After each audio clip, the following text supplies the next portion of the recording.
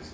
Es decir, hay situaciones que pueden venir contra nosotros para afligirnos, para causarnos temor, para causarnos dificultad, pero en medio de todas las cosas el Señor ha prometido darnos la victoria.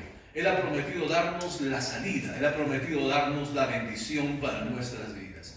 Y hoy vamos a iniciar con la serie número 1 y vamos a hablar en el día de hoy acerca de enfrentar a nuestros enemigos. Ciertamente, si hablamos nosotros de victoria, tenemos que saber que tenemos oposición para esa victoria. Tenemos que librar muchas veces batallas para poder mantener esa victoria o para tomar o hacer prevalecer en nuestras vidas la victoria que Jesucristo ganó para nosotros en la cruz del Calvario. Así que esta mañana vamos a hablar acerca de enfrentar a nuestros enemigos. Y uno de los campos en los que nosotros tenemos que enfrentar al enemigo de nuestras vidas o a nuestros enemigos es principalmente en nuestra mente. ¿Sabía usted que al día nosotros desarrollamos entre 60,000 y 80,000 pensamientos? Es decir, que nuestra mente cada segundo está pensando 2 o 3 pensamientos. En este mismo momento que estamos aquí, mientras de pronto yo le voy predicando la palabra, su mente está pensando y está trayendo pensamientos a su mente. Estos pensamientos que nosotros tenemos pueden ser de diferentes fuentes que pueden venir a nosotros. Y nosotros vamos a tener que ser muy selectivos con los pensamientos que vienen a nuestra mente. Porque, hermano, en la repetición de nuestros pensamientos, en la continuidad de esos pensamientos, en mantener esos pensamientos, va a ocurrir que va a pasar de nuestra mente a nuestro corazón, ¿no? Y cuando esto ocurre, cuando un pensamiento pasa de nuestra mente a nuestro corazón, es algo que nosotros vamos a ejecutar y es algo que nosotros vamos a desarrollar en nuestras vidas. Por eso es muy importante saber qué cosa es lo que estamos pensando, y en nuestra mente debe de estar la palabra de Dios. Aun cuando nosotros vamos a enfrentar a estos enemigos en nuestra vida, van a venir aún a nuestra vida, nuestra mente, pensamientos que van a procurar tomar lugar o posicionarse para luego bajar a nuestro corazón y convertirse en acción. Por ello, vamos a ver cuáles son los enemigos que nosotros tenemos que enfrentar. El primero de los enemigos que nosotros tenemos que enfrentar es nada menos que Satanás. Satanás es uno de los primeros enemigos que nosotros vamos a tener que enfrentar. Y la palabra Satanás o el nombre Satanás significa adversario, significa acusador. Y Satanás no es solamente una figura, no es una historieta. Satanás es un personaje espiritual, es un ser que existe, que tiene poder. Pero ¿quién era Satanás? Satanás era conocido como Luzbel en el cielo. Era un querubín. Los querubines forman parte de los ángeles. Los ángeles están jerarquizados de diferente manera, ¿no? Vemos querubines, serafines, arcángeles y ángeles. Satanás era, antes de ser Satanás, antes de ser un adversario de Dios, antes de ser un enemigo de Dios, era el ministro de alabanza y adoración de Dios en el cielo. Pero él se llenó de orgullo y fue echado de la presencia de Dios. Y en el día de hoy, su obra, lo que él hace, se caracteriza porque él ha venido a matar, él ha venido a robar y él ha venido a destruir.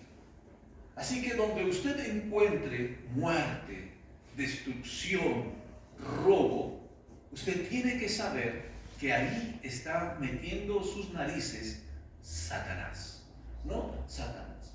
Y él en el día de hoy es el enemigo de Dios, pero también es nuestro enemigo de nosotros. Porque si nosotros queremos hacer la voluntad de Dios, Él va a buscar oponerse a Él. En el libro de Primera de Pedro, en el capítulo 5, versículo 8, la palabra del Señor nos advierte de este ser espiritual y dice: sed sobrios y velad, porque vuestro adversario, el diablo, como un león rugiente, anda alrededor buscando a quien devorar. La palabra del Señor también dice en el libro de Segunda de Corintios, capítulo 11, versículo 3, pero temo que como la serpiente con su astucia engañó a Eva, vuestros sentidos sean de alguna manera extraviados de la sincera fidelidad a Cristo. Entonces Satanás actúa en el mundo de la mentira y el engaño. De esa manera, Él quiere robarnos a nosotros las bendiciones de Dios. La Biblia nos enseña a nosotros que nosotros debemos hablar verdad. Debemos de prevalecer en la verdad, porque la verdad es de Dios, mientras que la mentira pertenece al diablo.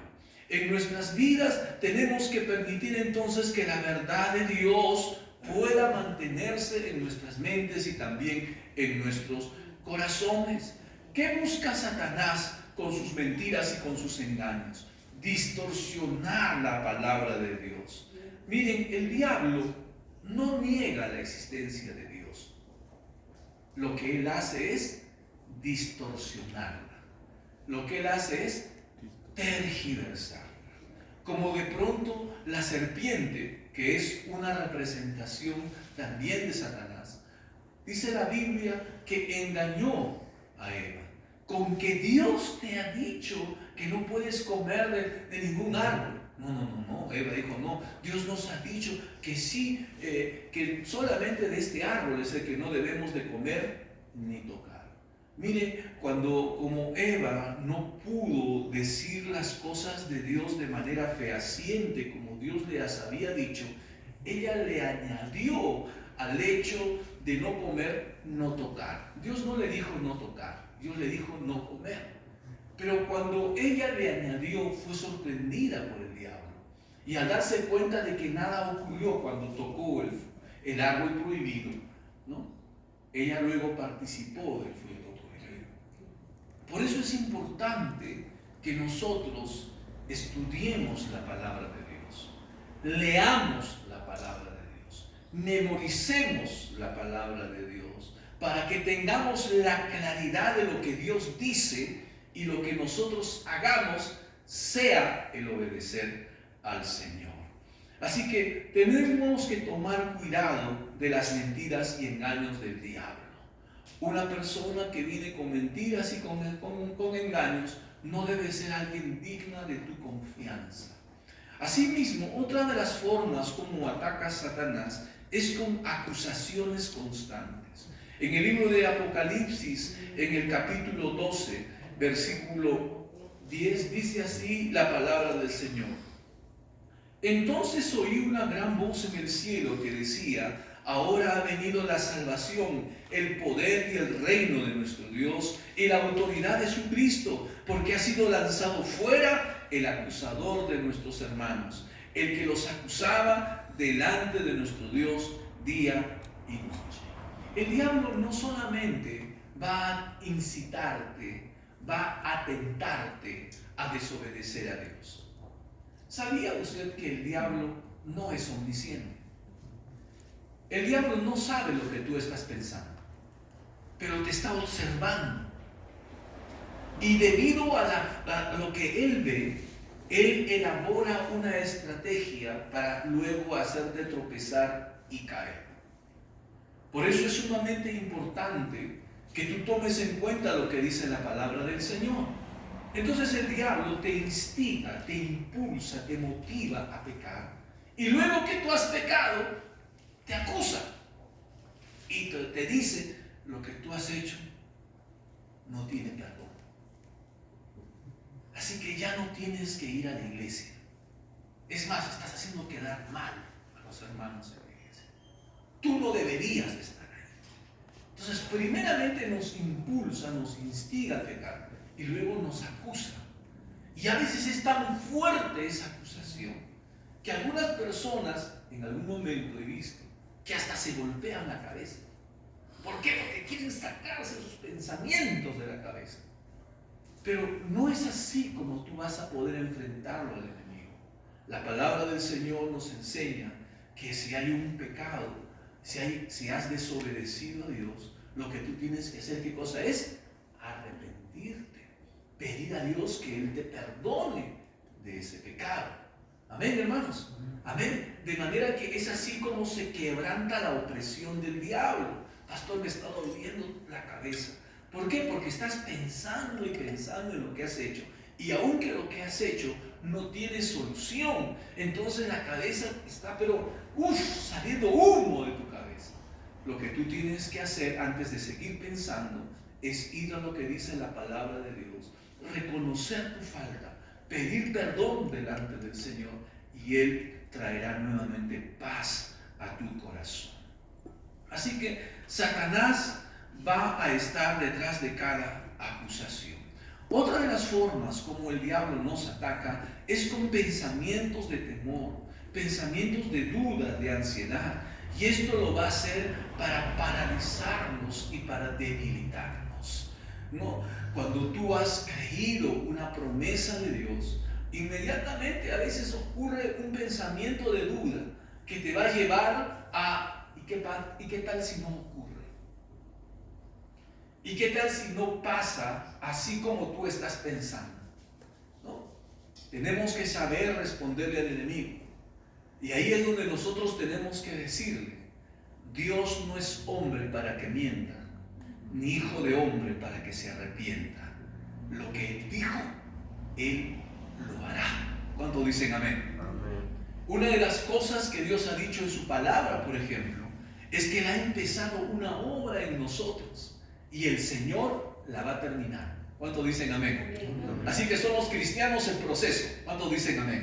¿Ah? Estamos siendo perfeccionados. Gloria al Señor, ¿no? Él lo va a terminar. ¿Y qué pasa si Dios no lo termina? Dios ha dicho que va a terminar su obra. Lo que Él ha empezado, Él lo va a terminar. Yo no voy a dudar de Dios. ¿Cuántos dicen amén? Amén. Es así como tú desalojas esos pensamientos del enemigo en tu vida, ¿no? Entonces Él va a traer pensamientos de temor. Hoy vemos nosotros una sociedad muy atemorizada, ya sea por la violencia, ya sea por los temores que se dan. Se dice, por ejemplo, que el hombre por naturaleza es una persona negativa, ¿no? Entonces, supongamos una mamá, sus hijos han salido a estudiar y deben de llegar a casa a una determinada hora. ¿Qué pasa si tus hijos no llegan a la hora que deberían de llegar a tu casa? ¿Qué pasa contigo? ¿Ah? ¿Qué piensas? ¿Piensas que algo bueno les está ocurriendo? ¿O piensas que algo malo les está ocurriendo? Generalmente pensamos que algo malo les está ocurriendo, ¿no es cierto? Y nos llenamos de temor. Nos llenamos de temor. En el día, hasta los más peques, ¿no? 5 o 6 años con celular. Y uno dice, ¿para qué tanta modernidad? No es ni para los peques, a veces es para que la mamá los tenga bajo control. ¿Dónde estás? ¿Qué estás haciendo? ¿No? Y el Señor quiere que nosotros no vivamos en temor. Dios no quiere que tú vivas en temor, hermano. Tú debes de vivir en fe, creyéndole al Señor que Él tiene cuidado de tu vida, ¿no? Bien, otra forma como el enemigo nos ataca es trayendo desánimo a nuestras vidas. Y nos dice, por ejemplo, tú no vas a avanzar. Tú no vas a lograr lo que te has propuesto, ¿no? Y cuando eso viene a nosotros, nos sentimos desanimados, ¿no? Y uno dice entonces, si no voy a ser un buen profesional, entonces ¿para qué estudio? Si no voy a ser un buen trabajador, entonces ¿para qué trabajo? No, nos empezamos a desanimar. Y aún como cristianos muchas veces, ¿no? has desobedecido a Dios, entonces el diablo viene y te acusa y te dice, tú nunca vas a llegar a ser un líder. No, en ti no va a pasar nada de eso. Y entonces cuando uno se desanima, pierde la motivación, el ánimo, y entonces llega a soltar muchas veces aquello que te habías propuesto en Dios. ¿Cuántos de ustedes se han propuesto orar al Señor todos los días? Y de pronto no lo han cumplido como debía de ser. ¿Y qué ha venido sobre ti? El desánimo. ¿Y qué has dicho? Mejor no prometo. Mejor no digo nada. Voy a tratar de orar tan solamente, ya no voy a prometer. Pero ¿cuántos de ustedes saben que eso es una trampa, hermano? Porque tiene que haber compromiso. Cuando hay compromiso, es que tú lo vas a hacer. No, yo me propongo hacer. Eso significa que te estás comprometiendo a orar. Y lo vas a lograr. Pero recuerda que aunque no lo hagas, eso no significa que has perdido la guerra. Mantente en la batalla. Y vas a ser una persona de oración. ¿Cuántos dicen amén? Amén. Maravilloso. Lo otro, hermano, es que también el enemigo nos ataca con tentaciones personalizadas. Es decir, no nos ataca de la misma manera, ¿no? Lo que para algunos es fácil de vencer y de librar, para otros puede resultar siendo muy complicado. No es lo mismo. El campo de batalla no es lo mismo, ¿no? Algunos dicen, oye, me han insultado, me han ofendido, y con eso, y por eso te afectas tanto.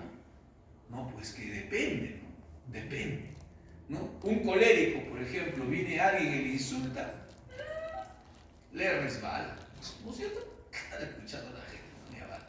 Pero un melancólico, alguien le ofende de palabras, se hiere, hermano, se resiente, y esas palabras retumban y retumban en su mente. Somos diferentes. Entonces el diablo sabe cómo atacar tu vida, pero nosotros tenemos que aprender a recurrir a la ayuda del Señor. ¿Cuántos dicen amén? ¿No? Entonces el diablo va a venir ¿con qué cosa? Con mentiras y engaños.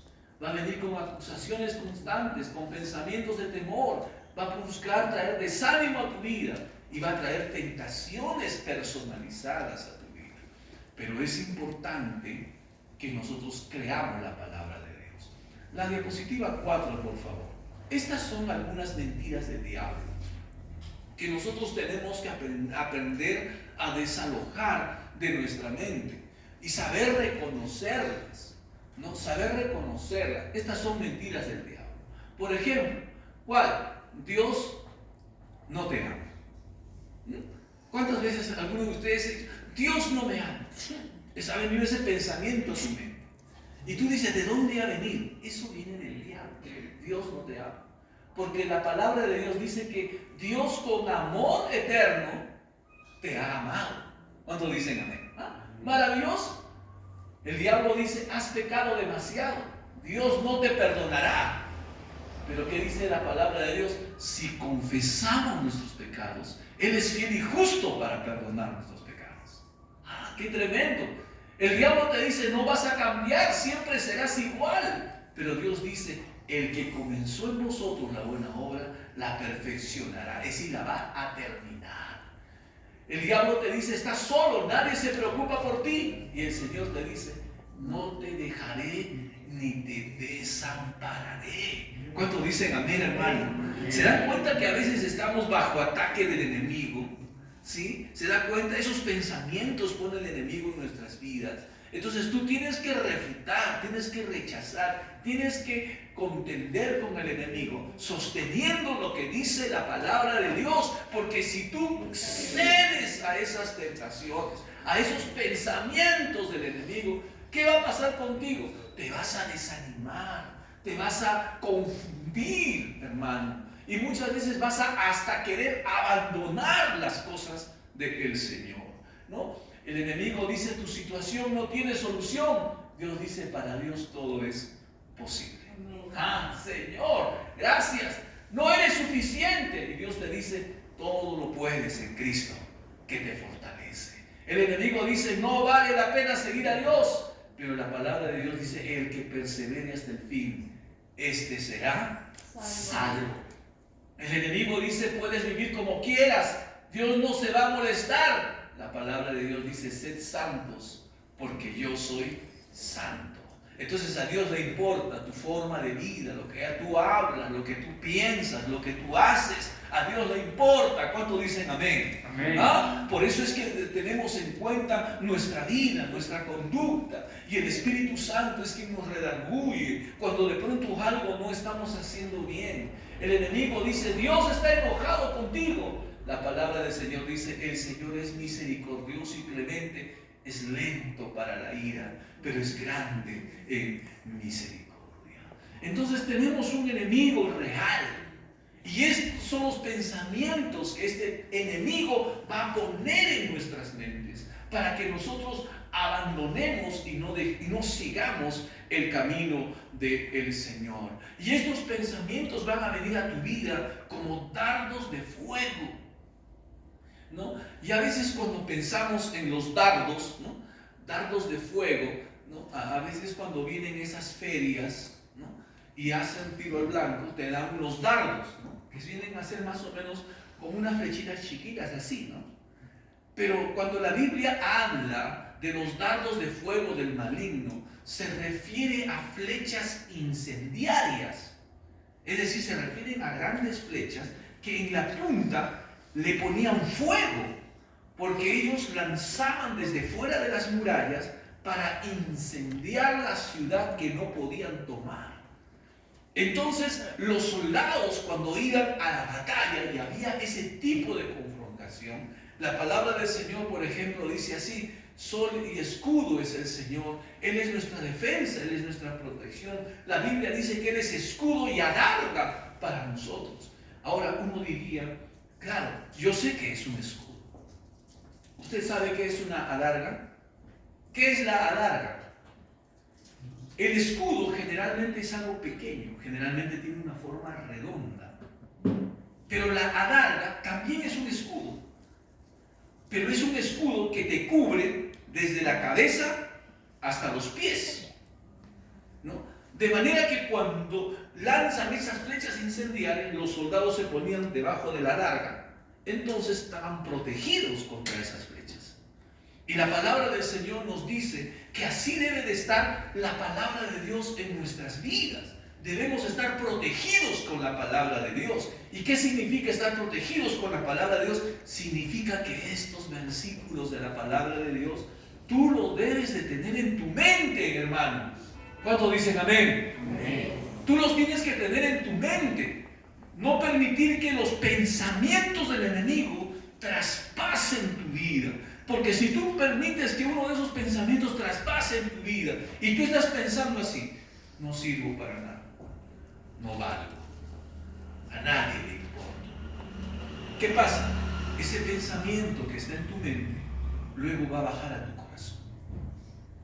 Y vas a empezar a vivir así, como sin sentido, como sin propósito, desmotivado en la vida. Y alguien te va a decir: ¿qué tienes? Nada. Pero tú sabes lo que tienes. ¿Qué tienes? Estás creyendo que no sirves, que no eres útil, que no eres importante, que no eres amado. ¿Cómo se llama eso? ¿Ah? ¿Cómo se llama a una persona? ¿Cómo se llama a la persona que se siente inútil, no importante y no amado? ¿Cómo se le llama?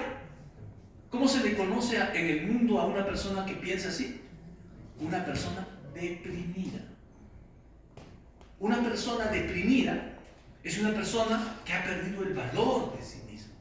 Siente que no es útil, no es importante, nadie le ama. Entonces su vida es un llanto, su vida es un golpearse continuamente. Mira a los demás y se siente mal. Y dice: ellos pues han nacido con estrellas, yo he nacido estrellado. A mí todo lo que hago me va mal. ¿Por qué? ¿Por qué, hermano? ¿Sabes por qué? Porque le está creyendo las mentiras, está creyendo las mentiras de Satanás. ¿Ah? Muy bien. Entonces, este es uno de los enemigos que tenemos que enfrentarnos. ¿Cuántos nos vamos a enfrentar? La Biblia dice que Jesucristo venció al diablo en la cruz del Calvario. Amén. Entonces, nosotros tenemos victoria sobre Satanás. Si nosotros prevalecemos con la palabra de Dios, tenemos victoria contra Satanás. Por eso la Biblia dice, sométete pues a Dios. ¿Qué es someterse a Dios? Es creer esto. Eso es someterse a Dios. Yo no le voy a creer a mis sentimientos. Me siento mal, soy un inútil. No soy un inútil. Yo soy una persona que tiene la victoria de Dios, tiene el poder de Dios. Todo lo puedo en Cristo que me fortalece. Me estoy sometiendo a Dios. No le estoy dando lugar solo a mis emociones. Amén. Entonces la Biblia dice, sométete a Dios. Es decir, cree la palabra. Cree lo que Dios dice de ti. ¿Y qué va a pasar con el enemigo? Él va a huir. Amén, hermanos.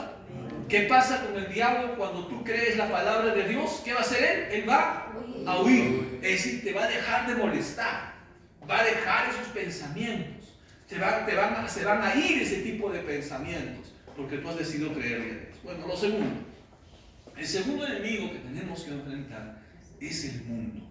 Y el mundo está representado, el mundo es el sistema de corrupción creado por el diablo que nos pone en contra de Dios, ¿no? Aquí vemos una figurita, miren, aquí está el diablito manejando con sus hilos al mundo, ¿no? Las organizaciones mundiales, la religión, la política, el entretenimiento, las tendencias, las modas, ¿no? El diablo lo está manejando, los vicios, todo ello.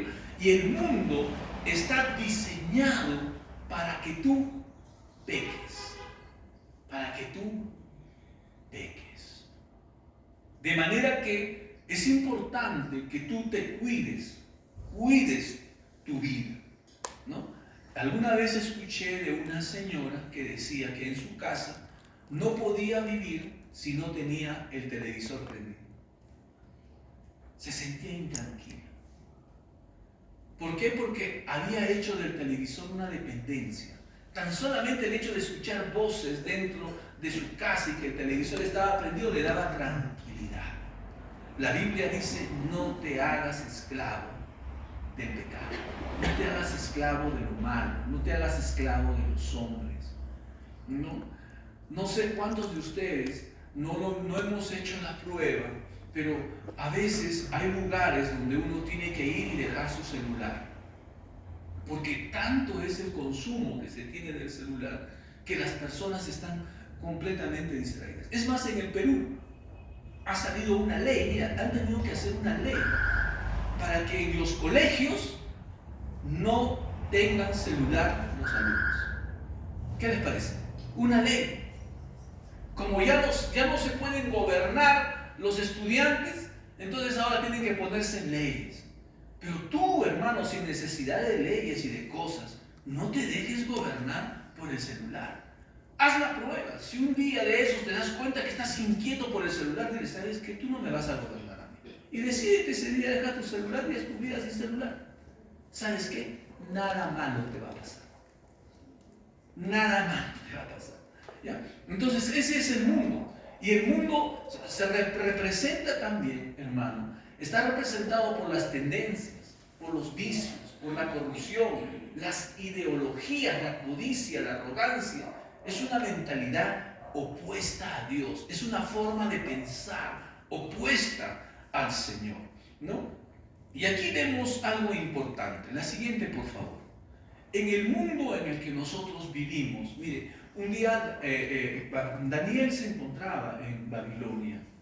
Y en una de esas oportunidades, Nabucodonosor, el rey de Babilonia, tuvo un sueño. Y tuvo un sueño de una estatua, ¿no? Esta estatua representaba a 4 imperios que iban a sucederse en la tierra. Y que al finalizar del 4.º imperio iba a manifestarse el reino de Dios. Es decir, Jesucristo iba a nacer. Estos 4 imperios y estas 4 culturas representan diferentes formas de pensar que se han dado en la humanidad. Dentro de ellas encontramos, por ejemplo, y esas culturas han influenciado la vida que hoy nosotros tenemos en el mundo. Eso significa el pensamiento babilónico, por ejemplo, ¿no? En el día de hoy todavía predomina el pensamiento babilónico. ¿Y en qué se basa el pensamiento babilónico? se basa en la pretensión de los que edificaban la torre de Babel.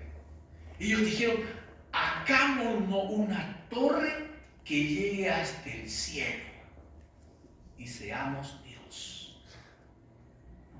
Entonces el pensamiento babilónico es un pensamiento de orgullo, que el hombre hace cosas para su jactancia, ¿no? Entonces esto es importante que nosotros lo descubramos. Algunas personas quieren terminar la universidad solamente por el simple hecho de ser universitarios y de haber estudiado en la universidad. No les importa si van a trabajar con esa carrera o no van a trabajar con esa carrera. Lo que a ellos les importa es su título y punto. ¿No es cierto? Es decir, su vida está basada en el orgullo. En el orgullo. Entonces, pastor, ¿eso significa que es malo estudiar? No, no es malo estudiar. Pero si tú estás estudiando por un título, ¿no? Y para hacer que los demás te reconozcan por ese título que tú tienes que darte cuenta que tienes un problema de orgullo. Porque nosotros tenemos que definir claramente, tu profesión debe de servir a Dios y a los demás. Si eso está claro para ti, hermano, prepárate, estudia, ¿no? Gloria a Dios. Pero no, que no sea motivo de orgullo para tu vida, ¿no? El segundo pensamiento que predomina en el mundo es el pensamiento medo-persa. El pensamiento medo-persa se caracteriza por la intolerancia religiosa, ¿no? La palabra del Señor nos habla que Darío era el rey de Medo-Persa, era un rey medo-persa, ¿no? Pero en medio de ese reino ocurrió que había gente que estaba en contra de que Daniel pudiera orar a Dios. Les molestaba en sobremanera que pudieran orar a Dios. ¿Usted le pasa eso en el día de hoy? Sí, hermano. Tenemos ese pensamiento medo-persa también en medio de nuestra sociedad en el día de hoy. Mire, usted pone chicha, usted pone saya, usted pone morenada, usted pone cualquier música del mundo y la gente está feliz. Pon tu alabanza, ¿eh? Dios mío, Señor, las caras cambian. ¿Qué es eso? ¿Por qué? ¡Qué intolerantes son ustedes! ¡Hacen mucho ruido! ¿No? Ese es el pensamiento medo-persa, la intolerancia religiosa, que predomina todavía en el mundo. Y algunos cristianos que no tienen claramente definida su identidad como cristianos dicen, no quiero molestar al vecino. Hermano, todo lo que respira, alabe a Jehová. Amén. Dice la palabra del Señor. Gloria a Dios. ¿Ah? ¿Qué hizo Daniel? No puedes orar a Dios. Es una ley, te vamos a meter a la cárcel, te vamos a botar al foso de los leones, te vamos a expulsar del barrio, te vamos a sacar de la universidad, te vamos a botar del trabajo si tú persistes en tu Dios. Porque a veces a algunos trabajadores, no sé si le pasa, no sé si es Huguito, porque Huguito es pintor, y a veces yo he visto que pintan y están silbando y larareando una canción, una alabanza a Dios, y otros se molestan. ¿Sabes qué? Si tú sigues silbando de esa manera, te sacamos del trabajo. Dios mío, ¿qué va a hacer Huguito? ¿Qué hacen algunos cristianos? No quiero molestar a nadie. No, hermano. ¿Qué hizo Daniel? No quieren que ore. Yo oro. Antes lo hacía en mi secreto, ahora voy a abrir las ventanas. Y se abrió las ventanas y seguía orando. Y lo botaron al foso de los leones, y en el foso de los leones, el Señor, del foso de los leones, el Señor lo libró. Amén. ¿Cuántos dicen amén? Amén. Así que así se lucha contra este espíritu de intolerancia religiosa, el pensamiento medo-persa. Luego veremos el pensamiento griego. Y el pensamiento griego está fundamentado en el razonamiento y en la filosofía humanista, ¿no? Es decir, todos lo razonan desde una forma humana. Y siempre están buscando satisfacer lo humano. Por ejemplo, la palabra gym es una palabra del griego, es una palabra que se refiere al gimnasio. Y los griegos hacían un culto al cuerpo, hacían un culto a la belleza. Por eso los mayores desnudos son de la cultura griega, porque decían que el cuerpo humano es bello. Y ahí estaban los desnudos de los griegos, ¿no? Entonces, ese pensamiento predomina en el día de hoy, la cultura del cuerpo.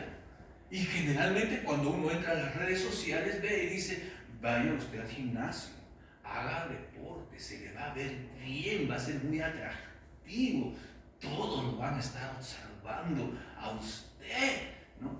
Entonces, ¿qué pasa con gran parte de nuestros jóvenes?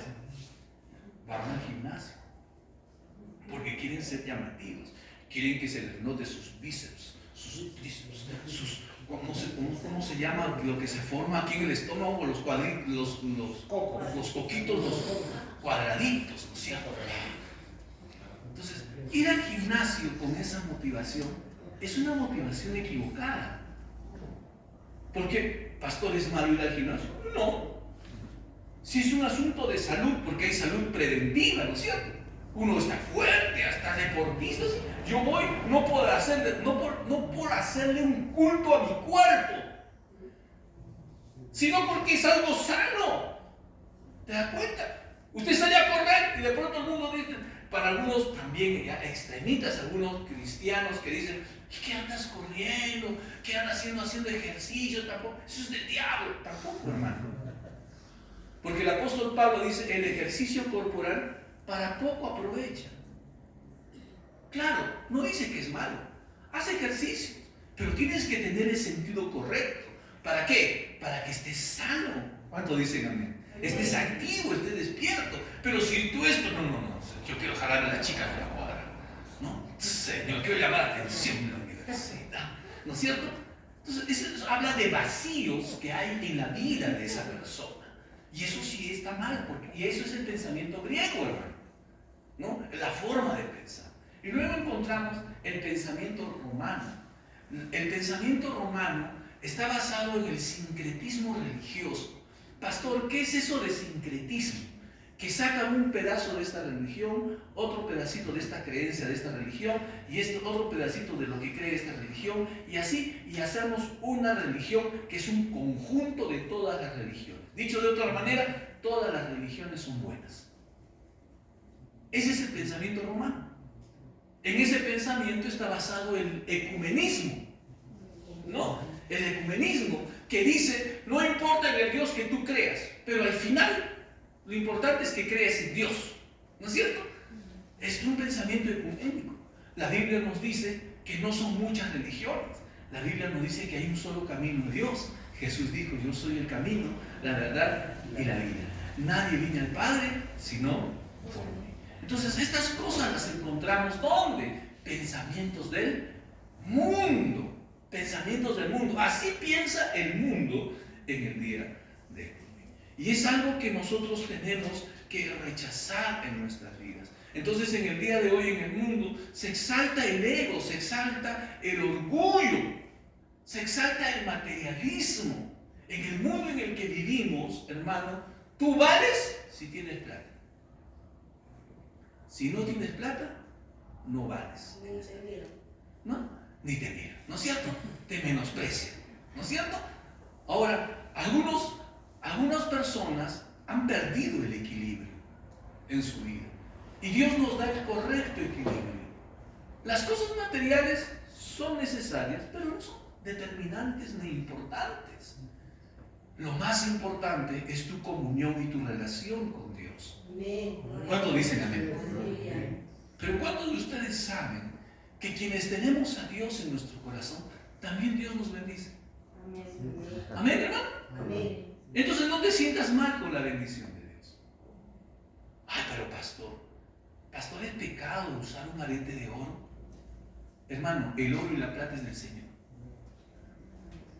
Pero si para ti es vanidad, y eso te va a dar motivos de orgullo, de menospreciar a otras personas, entonces estás usando algo de Dios para lo malo, ¿no?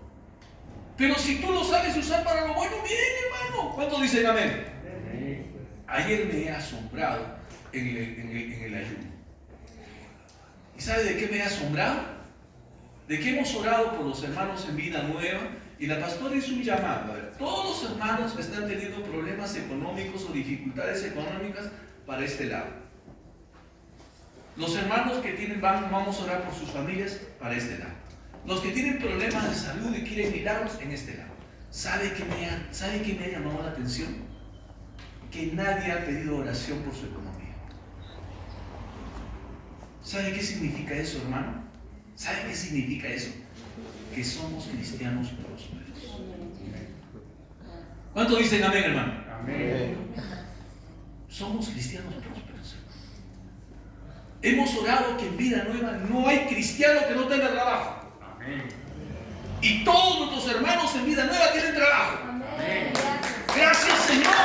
Aleluya. Una bendición. Pero ahora estamos orando por las familias.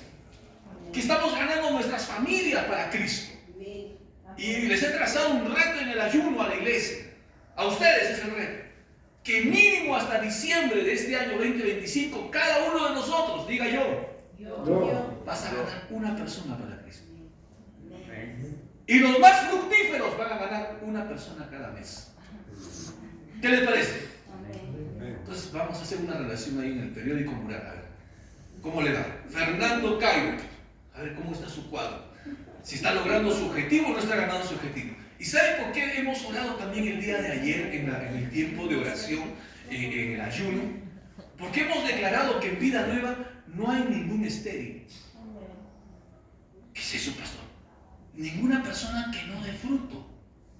La Biblia dice, no habrá estéril en medio de ti, porque yo soy tu sanador. ¿Cuántos dicen amén? Amén. ¿Y eso qué significa? Que al predicar la palabra de Dios, vamos a ser tan efectivos llevando a otras personas y ganarlos para Cristo. Y vamos a ser personas que vamos a dar fruto para el Señor. ¿Cuántos dicen amén? Amén. Entonces diga conmigo en el nombre de Jesús, yo no soy estéril. Yo me multiplico. Yo doy fruto. Amén. ¿Cuántos dicen amén, hermano? Amén. Ajá, fantástico. Entonces, esto es importante.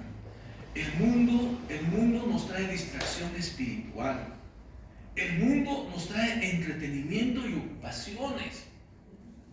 Cuando tú sales de tu trabajo, llegas cansado. ¿Qué te dice el mundo? Estás cansado. Descansa un momento. Ajá. Préndete la televisión. ¿O sientes tú que el mundo te dice, ora? Lee la Biblia. Algunos dicen, estoy tan cansado, he trabajado tanto que ahora me voy al gym. Voy a entrar a las redes sociales a mirar qué cosa está pasando. Pero no dices, voy a orar. Voy a revisar mi plan devocional. Voy a leer la Biblia. Ese es el mundo. ¿Te das cuenta? Ese es el mundo. Entonces nosotros luchamos contra el mundo. Si tú te dejas absorber por el mundo, vas a perder el propósito de Dios para tu vida. Porque Dios quiere desarrollar en tu vida un ministerio, hermano. Y tú no sabes qué ministerio es.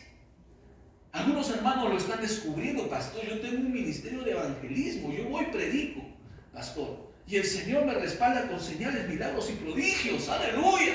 Así que me voy a ocupar de desarrollar el ministerio que el Señor me ha dado. Por lo tanto, voy a predicar la palabra, voy a visitar a mis hermanos, voy a orar por los enfermos, ¿no? Ah, Señor, yo tengo un ministerio, pastor. ¿Cuál es? Yo soy una persona que da aliento. Dios pone palabras en mi boca para animar a mis hermanos con la palabra de Dios, pastor. Es un don que Dios me ha dado.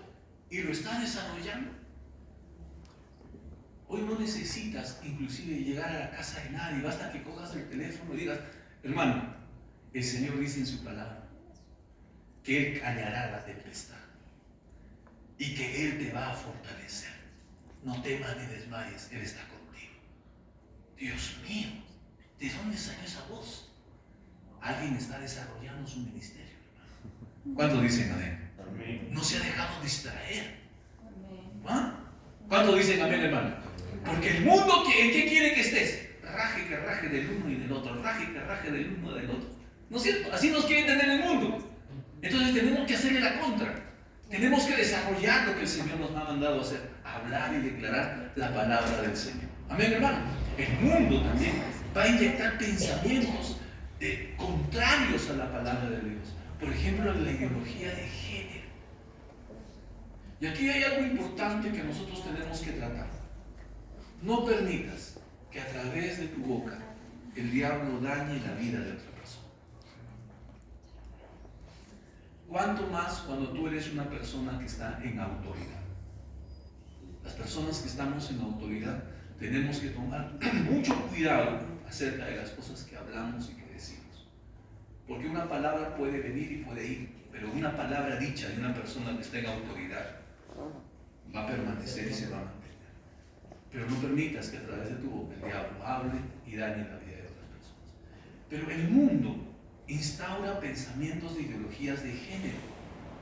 Mira, hermano, hace varios años atrás, en Argentina se instauró el programa de educación sexual integral, conocido como las ESI o ESI. Este programa busca desconocer la sexualidad innata de cada niño y a través de juegos hacen que los niños tomen posturas de hombre o de mujer. Es una ideología sexualizada enfocada al homosexualismo. En el Perú se ha hecho frente a esta ideología de género y se ha sacado de raíz todas estas pretensiones. Le damos gracias a Dios que hemos tenido congresistas que han trabajado en esa área. Y en el día de hoy, por ejemplo, en el Perú, se reconoce como ser humano al bebé en el vientre de una mamá. Que no era ser humano, pastor, ¿qué cosa? Era un bicho. No, es un ser humano.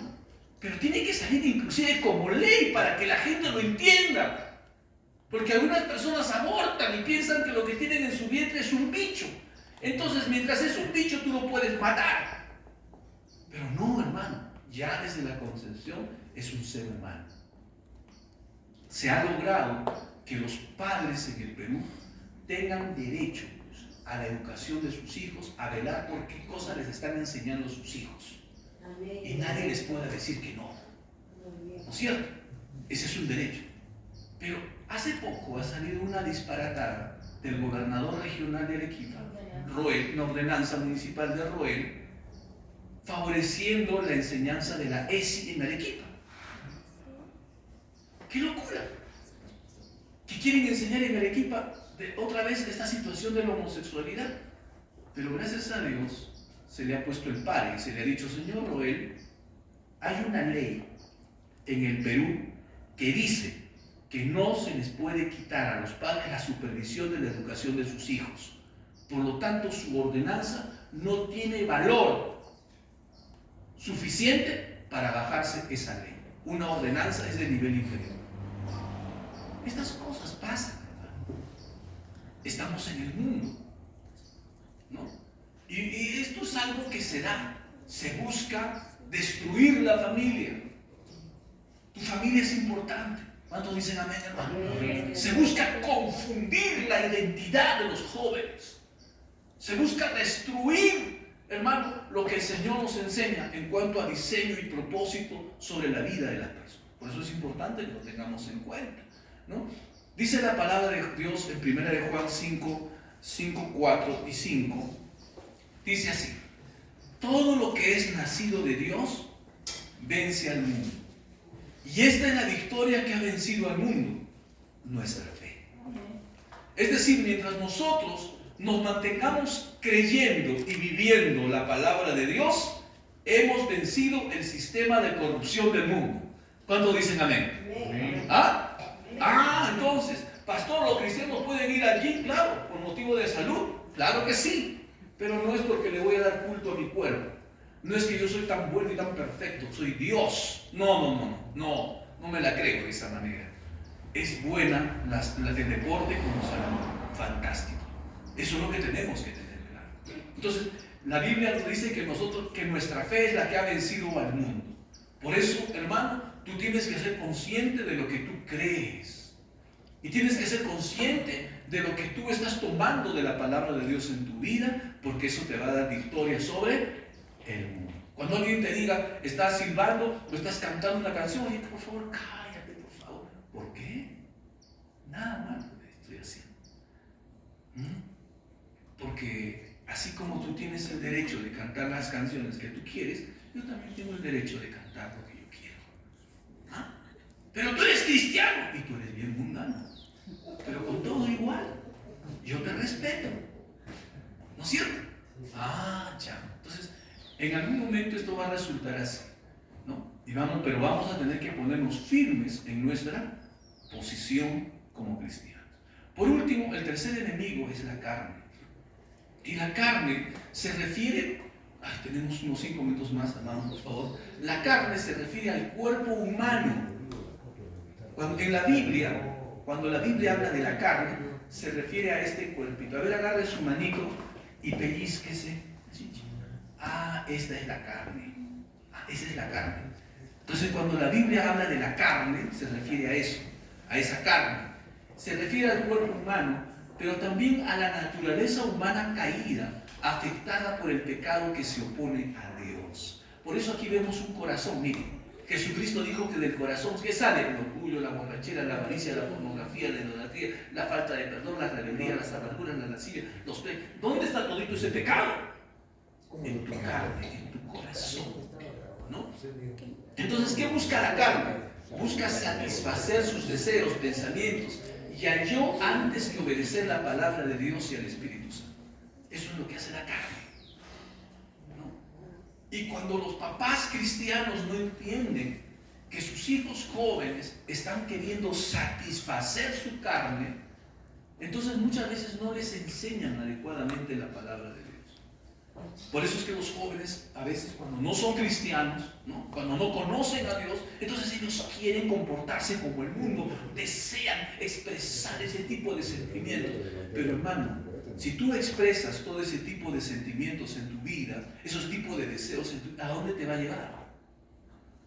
Te va a llevar a los pleitos, te va a llevar a pecados que van a destruir tu vida. Entonces, no todo lo que tú quieres, no todo lo que tú sientes y lo que tú deseas está bien, ¿no? No sé cuántos de ustedes cuando eran niños no tenían el deseo de ir al colegio, sentían no ir al colegio, ¿no es cierto? Pero ¿qué hubiera sido de sus vidas si sus padres no los hubieran impulsado a continuar estudiando? Entonces, a veces sentimos cosas malas y esa es nuestra carne. Entonces, la carne se enfoca en lo terrenal. La siguiente, por favor. La carne se enfoca en lo terrenal, en lo temporal. No está mirando las cosas eternas, las cosas de Dios. Esta vida se va a acabar, hermano. Solamente tienes cuerda para esta vida entre 70 y 80 años. Luego te vas a morir, vas a envejecer, vas a morir. ¿Y qué va a hacer de tu vida? Si no has hecho tesoros en el cielo, si no has obedecido a Dios, te vas a ir al infierno. Y si tú sigues a los apetitos de tu carne, vas a terminar en pecados, vas a vivir involucrado en vicios. Ay, pastor, ¿qué le hace una copita? Pastor, por favor, no sea radical. La carne fomenta el egoísmo. Quieres todo para ti. Esa es la carne. Comparte. Hermano, muchas veces tenemos que aprender a compartir. La Biblia dice que es más bienaventurado dar que recibir. Entonces vamos a tener que enseñarle a nuestra carne a compartir. ¿A cuántos de ustedes les gusta compartir? ¿No les gusta? Señor, puro carnívoro, puro carnal en la vida. No, Dios mío. Nosotros somos generosos. ¿Cuántos dicen amén, hermano? Amén. Somos dadores. La carne se victimiza. Tiene un problema, se tira al piso, ya no sirvo, no valgo, ya todos me hacen daño, todos me afectan, todo el mundo es culpable de mí. Esa es la carne. Pero el cristiano, ¿qué dice? Se levanta, se pone en pie. Con Cristo todo es posible. Vamos a lograr lo mejor en esta tierra. ¿Cuántos dicen amén? Amén. Lo mejor está por delante. Ay, tú nunca vas a tener un hogar feliz. Mentira del diablo. Esa es tu carne. Se está victimizando. Nosotros creemos lo que dice la palabra de Dios. La carne resiste a la obediencia, no le gusta obedecer. No solamente la palabra de Dios, no le gusta obedecer a los padres. ¿Cuántos hijos luchan con sus padres? No les quieren obedecer. ¿Qué te ha pedido tu papá? Que robes. ¿Qué te ha pedido tu mamá? Que mates. ¿Qué te ha pedido tu papá? ¿Ah? Que asaltes un banco. No, que vaya a comprar el pan. ¿Y por qué no obedeces? ¿Ah? ¿Por qué no lo hace mi hermana? No lo hace mi hermano, no lo hace el perro, no lo hace fulano. ¿Por qué me mandan a mí? ¿Qué es eso? Tu carne. Esa es tu carne. Si tú le das cuerda a tu carne, no vas a disciplinarte. ¿Ah? La carne quiere dormir hasta tarde. Pero si tú duermes hasta tarde, ¿sabes qué estás perdiendo? El tiempo. El tiempo no va a volver. Nunca más volverás a tener la edad que tienes ahora. Si tú eres joven y en esta etapa no estudias, mañana cuando eres casado vas a querer estudiar, te va a costar 2 o 3 veces más y es probable que no lo hagas. Porque si no has desarrollado disciplina ahora, no lo vas a desarrollar en tu vida. Entonces tienes que aprender a sujetar tu carne. ¿Cuántos dicen amén, hermano? Amén. Muy bien. La carne es incrédula. La carne no cree que tú vas a cambiar. Esa persona nunca va a cambiar. Igual ahí va a quedar. Así va a morir. Mentira. El Espíritu de Dios cambia y transforma la vida de las personas. ¿Cuántos dicen amén? Amén. Entonces esto es importante que nosotros lo tengamos. La última, por favor, la última diapositiva, la vamos a pasar rapidísimo y vamos a ver. ¿No hay? La 4, por favor. La 4 debe estar en la 4, si es que no hay. ¿No hay? No, mejor terminamos el culto. Ya nuestro hermano Jeffrey dice, pastor, la hora. Hay otra parecida a esta, es la 4. La 6. Ahí está, mentiras del mundo y la carne. El mundo dice y la carne dice, haz lo que te haga feliz sin importar nada más. Dios dice, el corazón es engañoso. No puedes hacer lo que tú quieres. La carne dice, no necesitas a Dios, tú puedes solo. La Biblia dice, separados de mí nada podéis hacer. Amén. La carne dice, el dinero y el éxito lo son todo. La palabra de Dios dice, no podéis servir a Dios y a las riquezas. ¿No? La carne dice, la verdad es relativa, cada quien tiene su verdad. La Biblia dice, tu palabra es la verdad. Y así, la venganza es justicia. El Señor dice, mía es la venganza, yo pagaré. No necesitas congregarte, puedes vivir tu fe solo. La Biblia dice, no dejes de congregarte. Entonces, encontramos mentiras del enemigo, pero encontramos también la verdad de Dios. Y es así como nosotros podemos enfrentar a nuestros enemigos. Y es así como vas a ver la victoria de Dios en tu vida. ¿Cuántos dicen amén? Amén. ¿Cuántos están dispuestos a enfrentar a sus enemigos? Amén. Se enfrenta al diablo. La Biblia nos dice que el diablo es un enemigo derrotado. La Biblia nos enseña que la victoria sobre el mundo es con nuestra fe. Y la Biblia nos dice que podemos vencer la carne si nosotros andamos en el Espíritu. ¿Y qué cosa es andar en el Espíritu, hermano? Andar en el Espíritu es creer y obedecer la palabra de Dios. ¿Cuántos quieren vencer la carne? ¿Cómo se vence la carne? Creyendo y obedeciendo al Señor. ¿Amén? Vamos a ponernos en pie. Vamos a ponernos en pie. Ahí donde